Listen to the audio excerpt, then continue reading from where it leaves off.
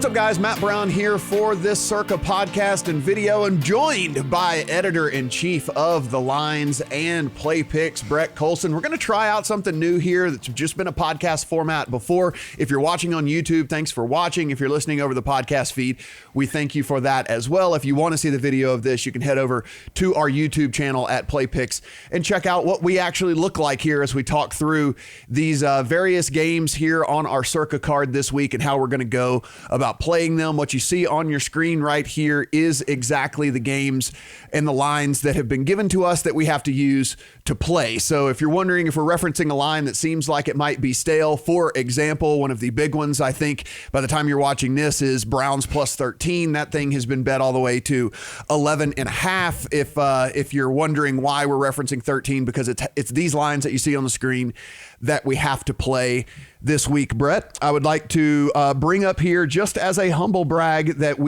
I move back ahead of you in one game in our head-to-heads here, as the Ravens plus 3 cashes over your Seahawks must make of -3 last week. I'm feeling pretty good about that, even though my must make got absolutely wrecked as well.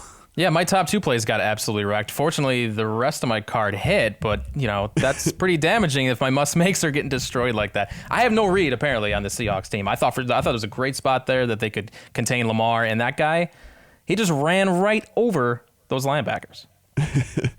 It was awesome. I was sitting here, I was like, oh man, my must make is getting destroyed, but at least Brett's must make is getting destroyed, and I was on the other side of that one.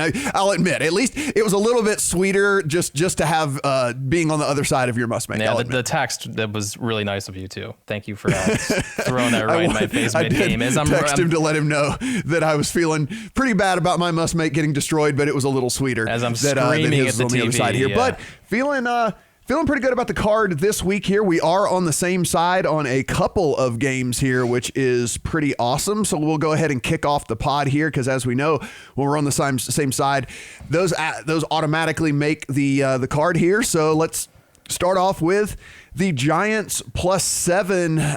This is a line that has been on the move here. Actually, another reason that I'm feeling kind of good about this one, Brett, because whenever we take a look, I'm looking across Vegas right now, and this thing has moved to 6.5.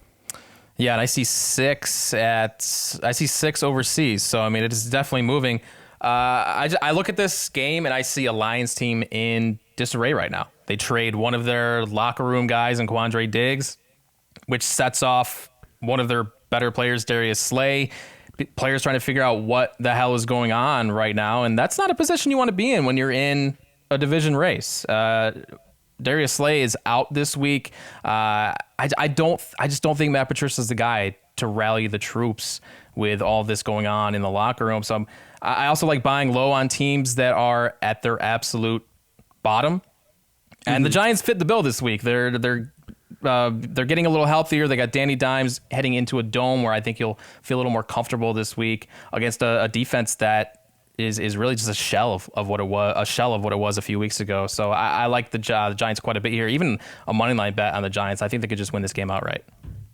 Actually, I will go ahead and pull up on the screen. I'll pull up the Lines odd feed as well, just so that we can go back and forth again. You can see thelines.com, guys, right here. You go to odds and you just go to live odds and you can take a look at what's going on in the NFL. Over here, you can toggle between Jersey and Pennsylvania. So yeah, as we take a look right here, 6.5s across the board at the 3 feeds that we have, at the 4 feeds actually that we have on the Lines over there. So we can see that this thing has moved a half a point. Yeah, I mean, listen, if you guys don't know who Quandre Diggs is, he was literally the starting safety for this team that they traded away for whatever weird ass reason. Yeah. They went ahead and decided to do that. Then Darius Slay is going to be out here. And listen, I understand this is not a situation here. And you can see on the screen, I'll go ahead and point it where we're looking at where the current lines are. And then you can see the Circa contest over here at 7. So we're getting a half point, at least from where the line sits right now. For me, look, this Giants team, yeah, they looked bad and they've looked bad a couple of weeks here, but if there ever was kind of a get right spot, I think this is it. And another thing I think we should mention is that they're getting healthier as well. Now, it doesn't look like Sterling Shepard's going to be back out there, but pretty much the rest of the team is here. And for the first time, Danny Dimes is going to have kind of, the majority of a healthy squad around him and have been able to practice with them all week and kind of get things in order here. And and as you mentioned, from a Lions standpoint, I think that this team is just heading in the wrong direction here. So glad that we were on the same side here, and glad that this one's going to make our card. Yeah, and look, we don't like to talk about running backs mattering much, but I think this is one of those rare spots where it does matter. I mean, with Kerryon Johnson out, Ty Johnson and J.D. McKissick replacing him in the backfield. I mean, Ty Johnson, a 6th round rookie with like 0 college production. A lot of speed back there, but I don't think that's. I just don't see Detroit being able to run the ball down the Giants' throats, and that's one of the ways you beat the Giants. So I actually, this is a pretty good matchup for the Giants this week. Talk about this second one here that is going to automatically make the card, and I was actually pretty interested in the fact that you had this one as well, so definitely want to talk through this one, and that is right here. Panthers plus 5.5 on the road at the 49ers. If we take a look over here on TheLines.com, we can take a look and see that this thing is actually still sitting at 5.5, and actually looks like we're getting the worst number of it at a couple of different books. It looks like it has moved to plus 6 here. Some 49ers money looks like it has come in. That said, Brett, I do hate to miss out on the key number here of 6, because one of the things we've talked about on this very podcast is the fact that we've made some of our plays because we were actually getting key numbers and moving off of these various numbers. Hell, the Giants play that we just talked about is a pretty good example that we're getting the full 7 as opposed to the 6.5. So definitely not in love with the fact that we're not getting the 6 here. Yeah, but I look at, I don't think we're alone. I think a lot of people are going to look at this and say, well, I wish we're getting 6 and maybe pivot to another game. So this might help us get a little more contrarian play. That's kind of how I look at it. It's only a half a point, but I like the spot, and I'm glad you're on the right side here. Panthers coming off of a bye here, and I guess this is I will make this declaration for you here, Brett. If the 49ers go out there and prove me wrong yet again, then this will be the last time that I doubt this team and bet against this team here. I kind of feel like the Panthers money line play here is something that, in my personal account that I'm going to take a look at. This 49ers defense is definitely really, really good. I'm not going to sit here and be the guy and try to disparage this defense at all. It has been extremely legit, and it is extremely legit. I think one of the things that I will point out, however, and I think that you're probably on the same page as me when it comes to this, is just the fact that they've shown me absolutely nothing on offense. And I understand that they traded for Manny Sanders, but is Manny Sanders going to be able to come in 4 or 5 days and be able to, really, really make a difference in this offense? I don't really think so here. Jimmy G has not been very good. If any of you out there have watched this 49ers team, what you see is, this defense flying all over the place and creating all kinds of havoc and doing all the things that can win you games when you have a bad offense. Then that's what's basically been going on right now. But this offense, I have no confidence whatsoever that they are going to be able to win a game when it comes down to it, and when they really have to, Brett. And that's one of the things for me that kind of got this play on my card as well. I truly don't believe the perceived value of the 49ers will get any higher than it is right now, because they might just lose this game. Like you said, I think this is a great money line spot for the Panthers.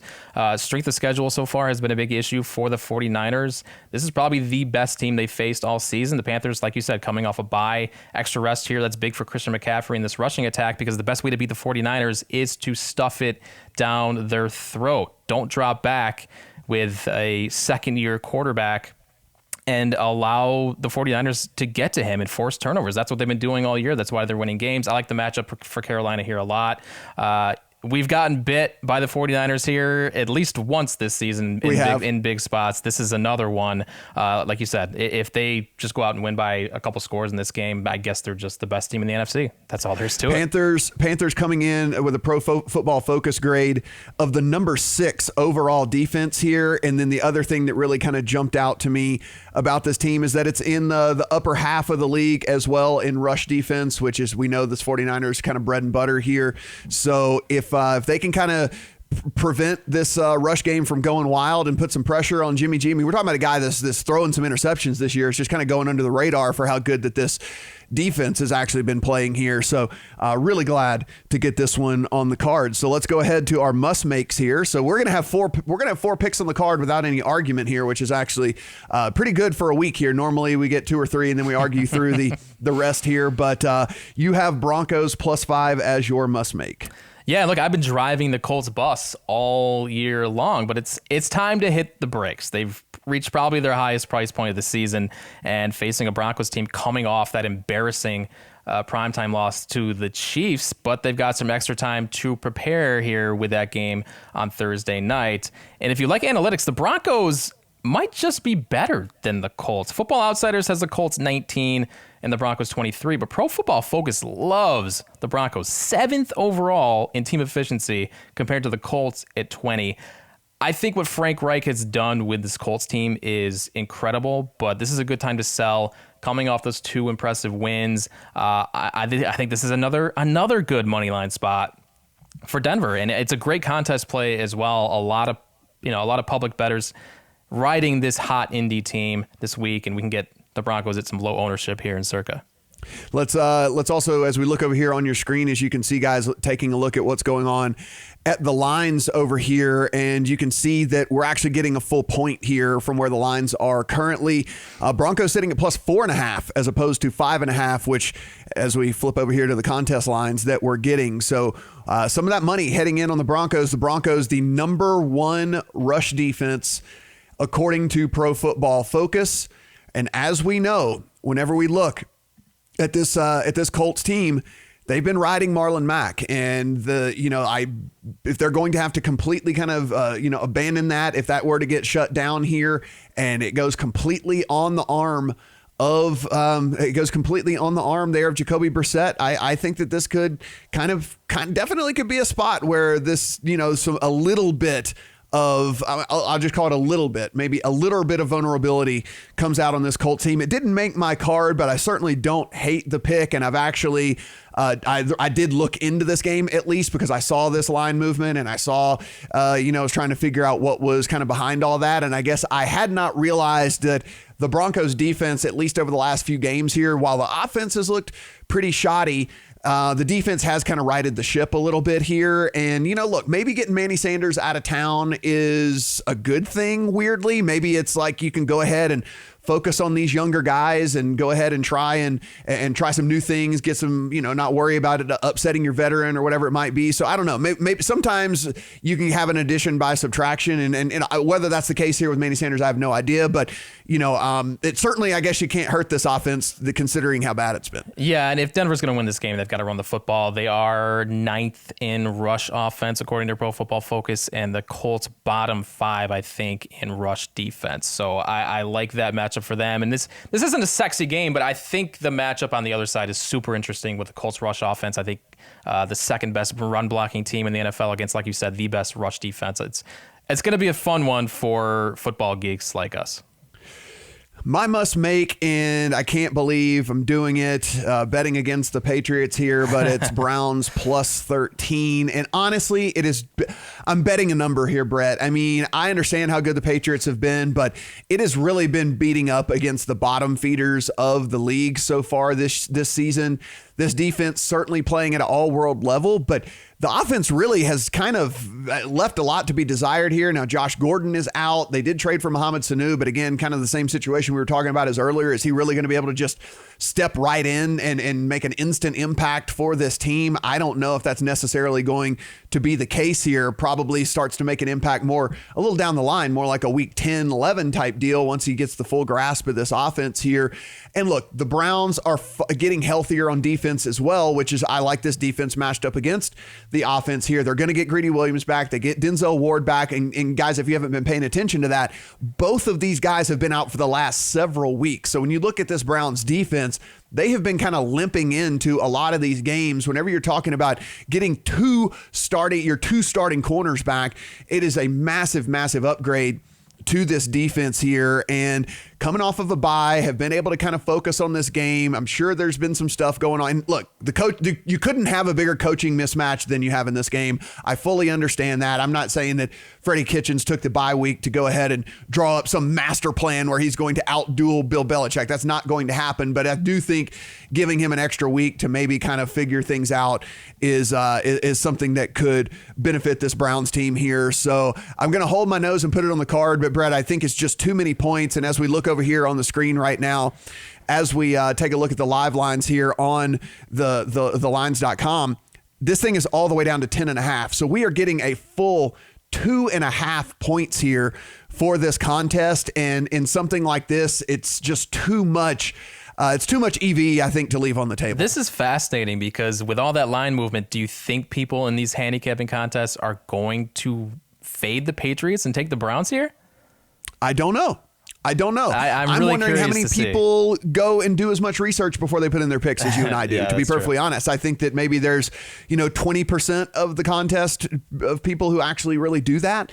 And then I think on the other side, there's probably, probably 80% are guys that just kind of look up and down and say, all right, I like this one, I like this one, don't like this one, don't like this one. But, getting 2.5 points of value here is also huge. But I got to be honest, even at 10.5 or 11.5 as it sits right now, I mean, even over at FanDuel, it probably would have been a game I would have at least been interested in anyway, but just the 13 certainly kind of put me over the top. Yeah, if there's a spot to hop back on the Browns while fading the Patriots, this is it. And like you, I rarely advocate betting against New England, but this is a short week for the Pats against a team coming off a bye, and most importantly, a healthy team coming off the bye, like you said, with those cornerbacks. Just too many points for a team with this much firepower. Even if the Browns are down a few scores late, they can put points on the board with this talent when the Patriots are on their heels, and the Patriots will sit back and prevent and just get out of there with a win if needed. So I like this as possibly a backdoor spot, but I also think the Browns could keep this close. I don't hate this as potentially a close game that goes down to the wire. So we have 4 plays on the card, so we have to figure out the 5th here. I'll go ahead and start here with one of the ones that made it onto my card, and on the screen I'll flip back over to the Circa contest lines here, and that is Bucks plus 2.5 here at this Titans team. Look, I understand Tannehill went out there and had a better day, and I completely understand that. This Bucks team is going to eliminate anything and everything that has to do with Derrick Henry. They are actually one of the better run defenses in the league out there, according to DVOA. And, do I believe that Ryan Tannehill can go out here and light up these corners? I mean, he's got a couple of good receivers, but at the end of the day, it's still Ryan Tannehill. And I mean, this Bucks team, again, another team coming off of a bye that I do at least believe the coaching advantage should lie in the Bucks' favor here. I don't love either one of these guys, but I think that Arians probably would get a nod if I was power ranking coaches here. I don't know how you feel about that, but look, I'm catching points here against a Titans team that really has still shown not a lot of signs of life on offense. And if I have to rely on Ryan Tannehill to beat me with his arm, and if he is able to do that for this Bucks team, then, just label me wrong and count me out here. But so that's why I had the Bucks plus 2.5 here, catching points with this, what I consider to be still a very, very mediocre Titans team. Yeah, this is a pretty good matchup for the Bucks. What the Titans do well is stop the run, and the Bucks don't run the football very often at all. So I like the Bucks from that side. I didn't have a huge read on this game. I thought this line was fair. The Bucks probably the most volatile team in the league, and the Titans are like the complete opposite of that. You kind of know what you're going to get from them going in every week. It's a little different now with Tannehill under center, but he's he is what he is. I think the metric. The metrics do prefer the Bucks here quite a bit, so that's probably why this line is a little short. But I just, I don't have a huge lean either way, but I did side with the Bucks. So your one of your plays that you had listed here is Bears -4 against this Chargers team. Yeah, this game reminds me quite a bit of the Vikings game a few weeks ago in Soldier Field. The Bucks pass rush against a bottom tier offensive line. Chargers 30th in the league in pass protection, according to PFF. And the Bears have shown that they can beat good teams at home. They have that in them, so they should be able to beat a bad one here. Injuries still piling up for the Chargers. They could even be without Keenan Allen this week now. He hasn't practiced all week. I think this line is a little disrespectful to Chicago, especially this defense, so I like them quite a bit here. I don't know how the Chargers move the ball, especially if they don't have Keenan Allen against this unit. 4 at DraftKings and at 888 and Sugar House. We're at 3.5 here over at FanDuel. So Chargers catching some money. Yep. Don't really understand why, to be perfectly honest with you. I don't know why they would be catching money, but they are catching money for whatever reason. Yeah, the latest I heard is they're getting public and sharp money on the Chargers, which is baffling to me. I don't know. I'm kind of I don't know really what the market is doing here, so whatever. I do like the Bears. The other that made my card here is the Dolphins plus 14 at the Steelers. And I got to be honest, Brett, there is no hard, steadfast analysis here other than, me and eye test. And I understand I'm not a scout and I'm not whatever, but the Dolphins offense at least has signs of life with Ryan Fitzpatrick as quarterback. And I actually think there's a little bit of spunk here with this team. He does have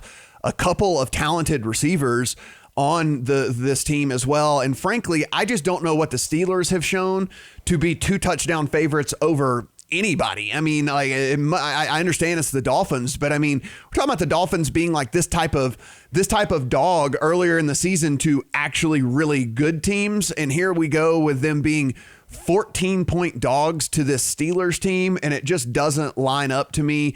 Nothing I've seen from the Steelers gives me any sort of inkling that they should be 2 touchdown favorites over anybody. So again, no hard analysis here other than the eyeball test of 1 week of sample size of this Dolphins team looked a little bit better with Ryan Tannehill as quarterback, and the Steelers not looking all that great at any point this season. And the 2 touchdowns to me just seems way too steep. I can tell you why I think the 2 touchdowns is what it is, and it's because this is the best pass rush in the NFL. Might not have TJ Watt this week. That's huge.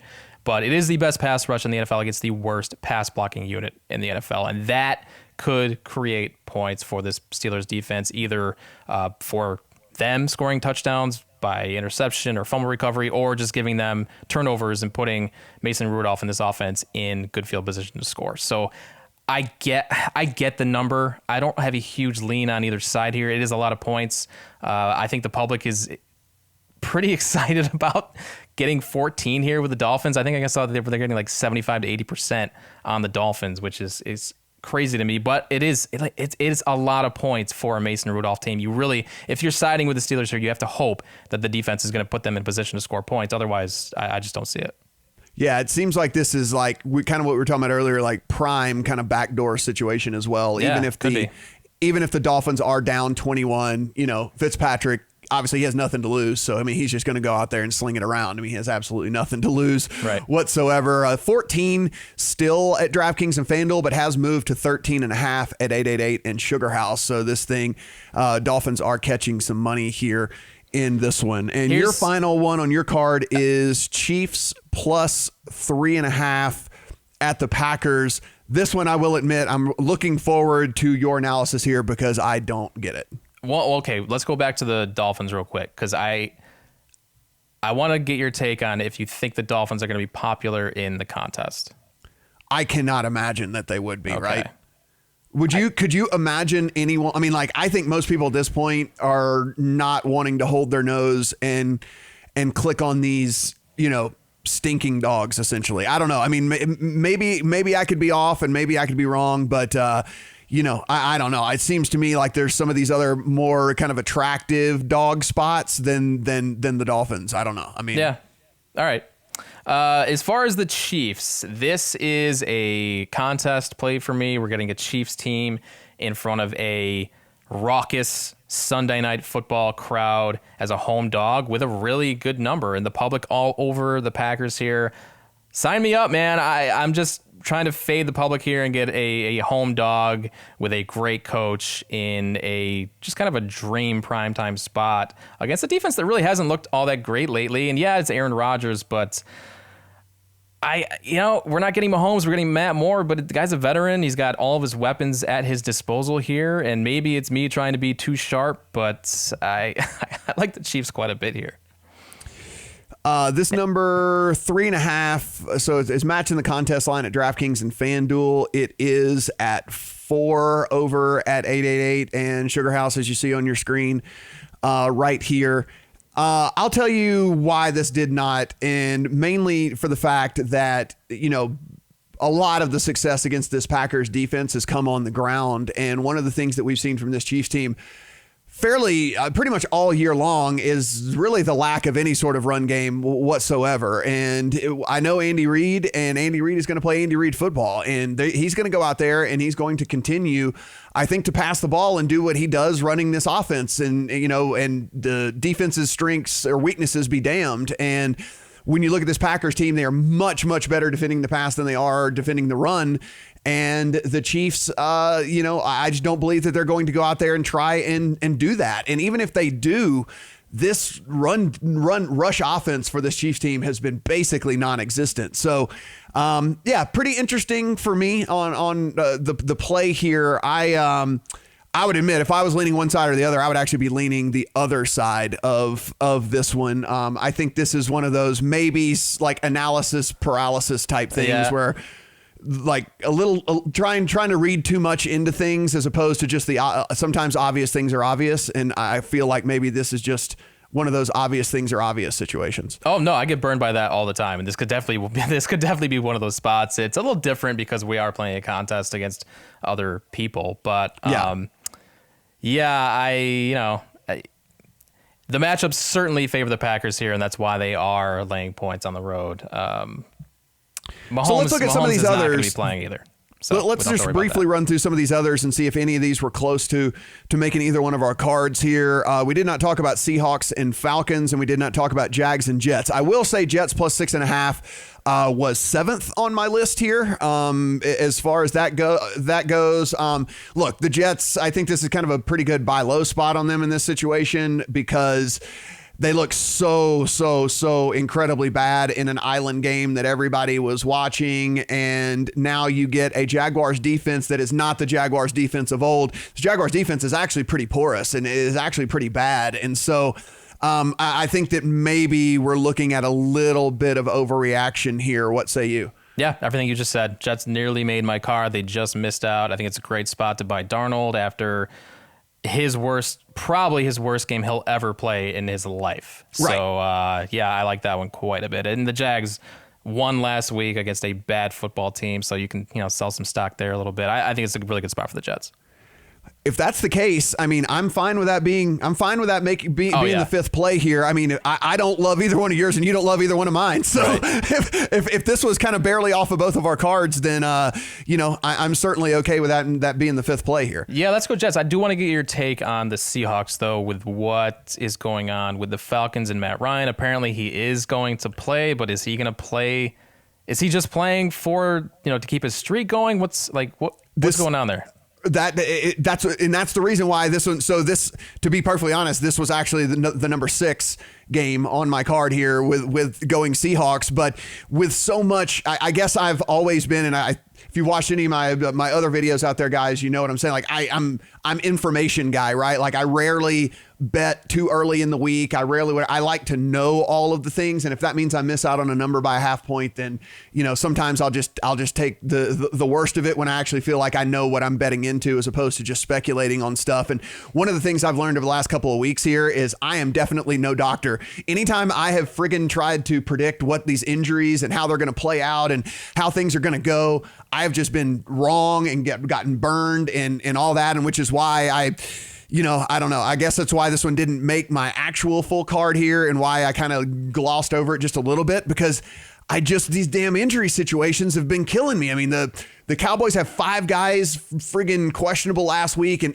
even if 2 of those guys don't play, it's such a huge loss to the team. And instead all 5 roll out there and play. I tried to guess on that one earlier in the week. I get burned there. So I don't know. These major injury situations just have really had me puzzled right now. And I guess more than anything, it's just confusion on my end. Yeah, and this is a big one. Matt Ryan to Matt Schaub is worth several points. So, yeah. I mean, I'm with you. I didn't really know what to do with this. I'm just expecting Ryan will play. So if I'm gonna go anyway, I actually kind of prefer the Falcons at +6. We're getting 6.5, right? They gave us they gave us 6.5. Would prefer the 7, but just to kind of go against what the public is doing, I would prefer Falcons. But yeah, it's just so hard to handicap here. Let's just quickly run through these other ones to give people our quick takes, and we'll get out of here.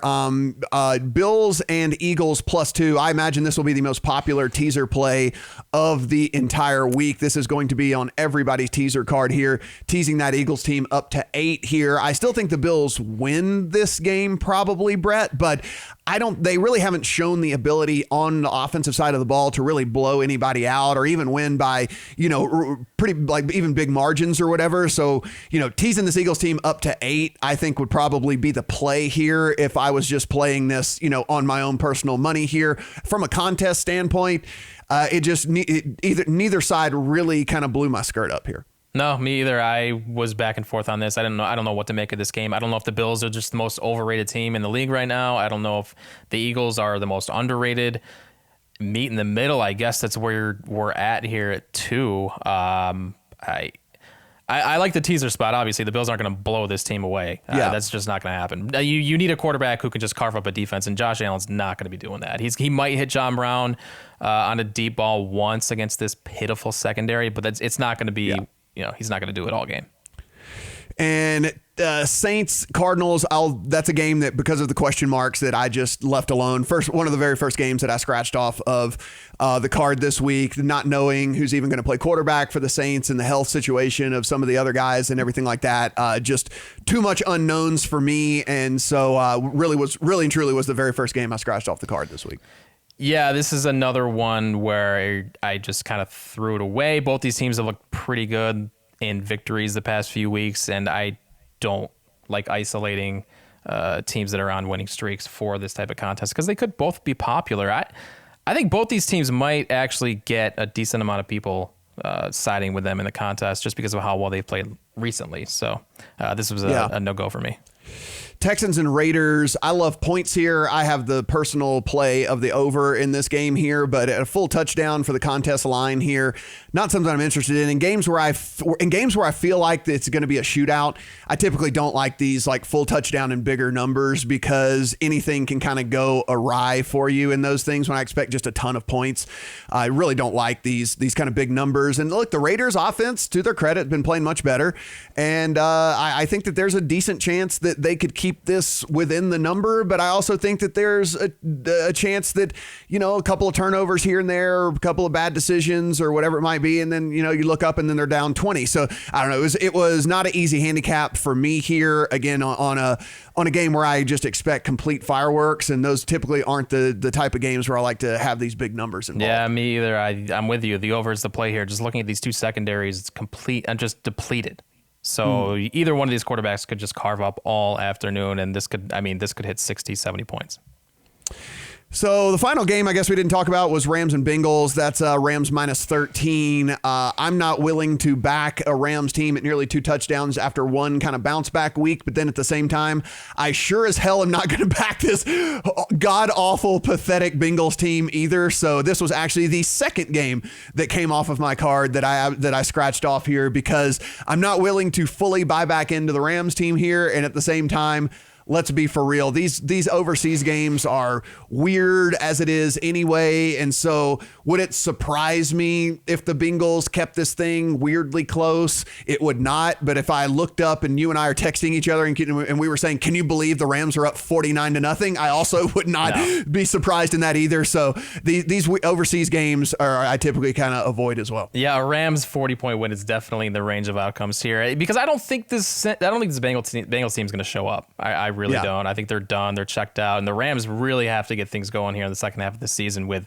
the 49ers undefeated and the Seahawks winning football games. So I see this as a pretty easy Rams win most of the time, but it is London. It's just, you don't know. Like, you just don't know how these teams are going to travel and what's going to happen. You know what? You just mentioned something that I'll look into. Maybe the play in this game for me will just be like an alt line on the Rams. Like, I don't see them eking out a win here, right? It's almost like if they're going to win, they're just going to blow the doors off of the Bengals here. So maybe I sell off to 14 and a half or 16 or something for the Rams and just take like a plus money type situation with the Rams. And because I don't know if there's that big of a difference in this particular game with Rams at 13 or Rams at 16, to be honest. It's a really bad matchup for the Bengals too, because how are they going to stop this pass rush? And then the other side, you beat the Rams by rushing the quarterback, and they can't do that either. Yep. This could just be a blowout, but I don't want to touch it because it's London. Guys, thanks for watching and getting our picks here. Just to run down again, it's going to be Giants +7, Panthers +5.5, Broncos. Oh my God, we have 5 dogs, Brett. We've never done this.